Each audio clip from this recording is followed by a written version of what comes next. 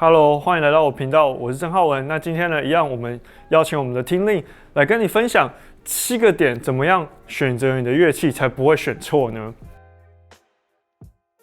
The first thing you want to check is you want to make sure the horn plays in tune.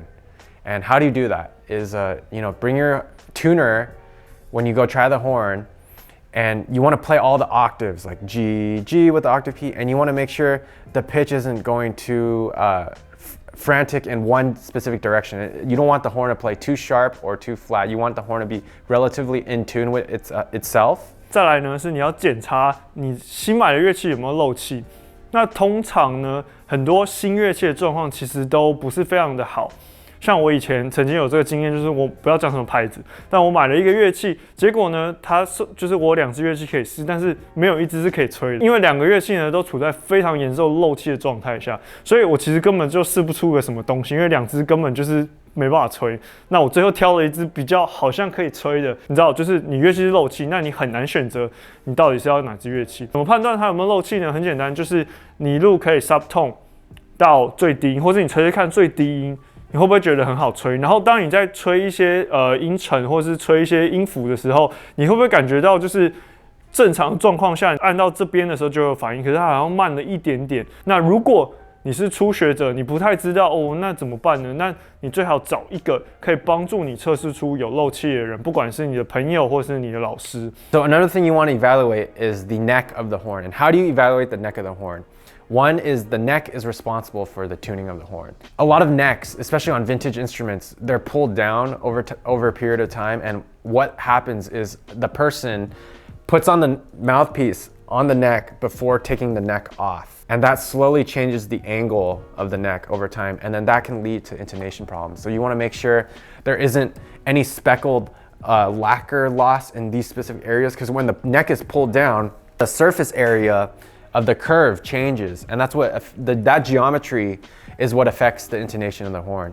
那再来呢是机械性，就是你要确定你的乐器是处在一个好的机械性的状态下，你可以试试看，你可以晃动这里。那基本上你好的状况应该是就是这边是都不会晃动的。那其实这个问题很简单，你就是拿去给技师，那他会帮你解决这些问题，甚至帮你重新拆开组回去。The next thing you want to check is for dents on the horn, and usually you can spot a dent as like a shallow spot on the lacquer. And most of the times when dents are taken out, the lacquer flakes off the horn because it's old vintage lacquer.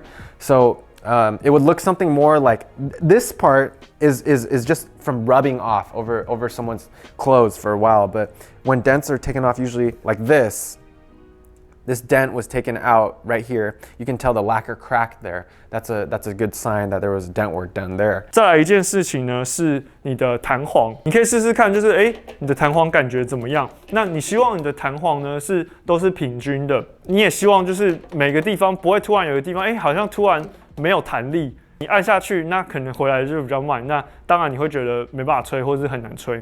每个人喜欢的弹簧弹力都不一样。对，那有人可能喜欢弹力稍微硬一点点的，他喜欢比较多的阻力，或者是有些人可能喜欢就是阻力非常非常低的。那这个呢，都是可以跟技师沟通，那在乐器上面做调整的。The last thing you want to check is the quality of the pads. Usually, when the pads are old, they're hard. New pads are usually very soft to touch, and you can tell kind of like using this pop test how well the horn is seating.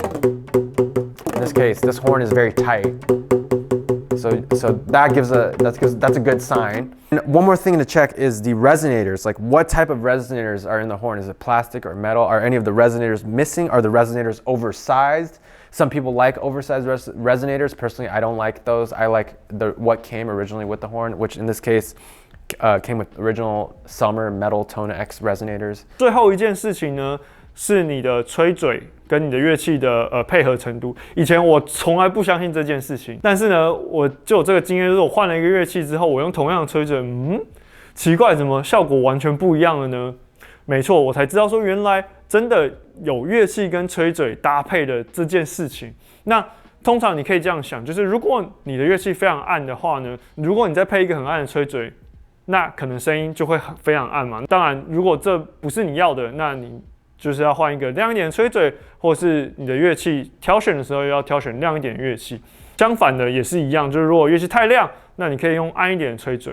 那通常呢，这跟你的就是上面镀的金属有关系，跟乐器的设计也会有一点关系。如果你有兴趣的话呢，在下面留言给我，我会在之后再做另外一个影片关于这个部分，那会比较不同的烤漆的乐器到底差别在哪里。相信到这边你应该知道怎么样挑选一把很好的乐器了。如果你有什么疑问或者有什么想法，都可以在下面留言给我。如果你喜欢这影片的话呢，也不要忘记追踪，然后按赞。下次见喽。